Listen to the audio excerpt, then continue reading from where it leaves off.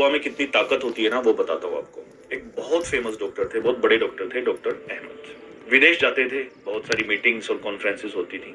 एक बार वैसे ही उनको विदेश जाना था, बहुत इंपॉर्टेंट मीटिंग थी। प्लेन उनके देश से उड़ गया जहां उनको जाना था, वहां के लिए।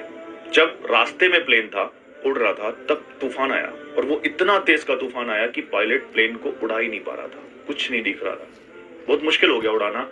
तब उस पायलट ने उस प्लेन को लैंड करा लिया उसी देश के किसी दूसरे शहर में। उन्हें टाइम पर पहुंचना था, बहुत जरूरी मीटिंग थी, परेशान हो गए। वहां जो भी स्टाफ था उन्होंने उनसे पूछा कि मेरी बहुत जरूरी मीटिंग है, मुझे वहां पहुंचना है। तब उन्होंने माफी मांगी, बोले सर ये हमारे हाथ में नहीं है, मौसम इतना ज्यादा खराब है, प्लेन उड़ ही नहीं पाएगा, आप एक काम करिए, वो शहर यहाँ से ज्यादा दूर नहीं है, आप टैक्सी कर लीजिए। तब उन्होंने वही किया, एयरपोर्ट से बाहर निकले, टैक्सी की। अब जब टैक्सी रोड पर चल रही थी, तूफान तो नीचे भी था, इतना तेज तूफान, ड्राइवर को भी कुछ नहीं दिख रहा है, रास्ता भटक गया।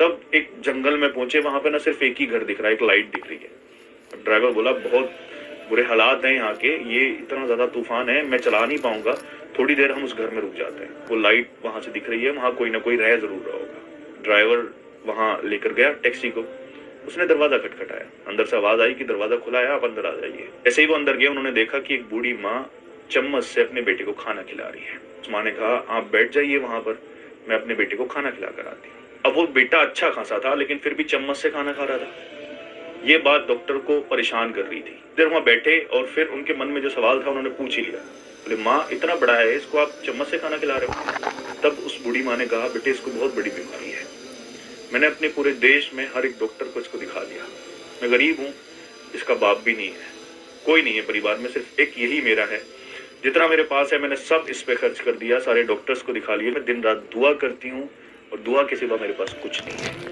डॉक्टर ने पूछा फिर क्या इसका इलाज ही नहीं है? बोले नहीं इसका इलाज है, सारे डॉक्टर्स यही बोलते हैं कि दूसरे देश में, दूसरे मुल्क में डॉक्टर अहमद नाम का कोई डॉक्टर है, सिर्फ वही इसका इलाज कर सकता है।